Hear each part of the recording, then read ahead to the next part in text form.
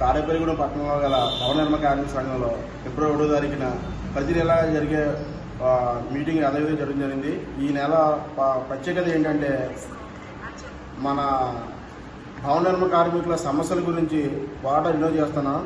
ఎన్నో పోరాటాలు పెద్దలందరూ చేసి మనకంటూ ఒక సంక్షేమ బోర్డుని మనవాళ్ళు తీసుకురావడం జరిగింది. ఆ బోర్డు ద్వారా ఎంతోమందికి ఒక భవన నిర్మాణ కార్మికులు ప్రమాదవశాత్తు జరిగిన కారణాల వల్ల కానీ, లేదంటే ఒక డెలివరీ కానివ్వండి, అలాగే మరణానికి కానీ అన్ని విధాలుగా కూడా ఆ సంక్షేమ బోర్డు నుంచి మనకు తులమపలము ఒక లబ్ధి ఆ కార్మికుడు లబ్ధి పొందేవాడు.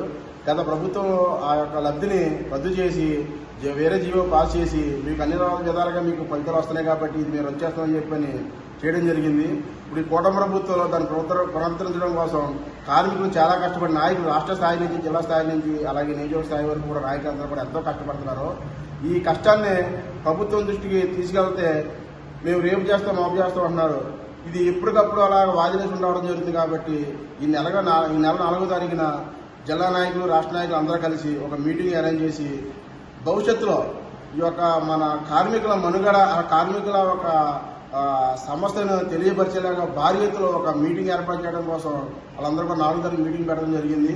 ఆ కార్యాచరణ నిమిత్తం ఒక నిర్ణయం తీసుకున్న తర్వాత రాష్ట్ర సంఘం దానికి మొత్తం మన కార్మికులందరూ కూడా వాళ్ళందరూ సపోర్ట్ చేసి భారీ సంఖ్యలో జనబలం చూపిస్తే ఎటువంటి ప్రభుత్వం సరే మన దగ్గరికి వచ్చి మీకు ఏం కావాలని అడిగే పరిస్థితి ఉంది. కాబట్టి మన కార్మికులందరూ కూడా ఆ రోజున ఖచ్చితంగా మనం ఆ యొక్క మీటింగ్కి అటెండ్ అయ్యి రాష్ట్ర స్థాయికి, జిల్లా స్థాయికి మనం సపోర్ట్ చేయగలిగితే మన ఆగిపోయిన క్లైమ్స్ ఏవైతే ఉన్నాయో మొదటి నుంచి కూడా అన్ని క్లైమ్స్ కూడా మనకు వస్తాయి.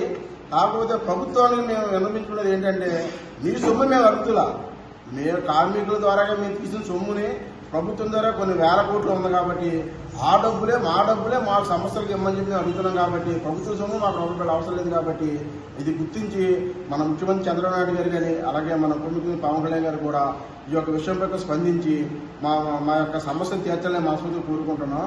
అలాగే ఈ సమస్యపై గతంలో మేము మన లేబర్ మినిస్టర్ అయినటువంటి మన సుభాష్ గారికి ఆడడం జరిగింది. ఆయన కూడా మీ త్వరలో భారీ మీటింగ్ పెట్టండి, ఈ సమస్యను చంద్రబాబు గారికి తీసుకెళ్తాం, మీ సమ్మె ఖచ్చితంగా తీర్చని చెప్పి మాట ఇవ్వడం జరిగింది. అయినా సరే ఈ రోజు వరకు స్పందన లేదు.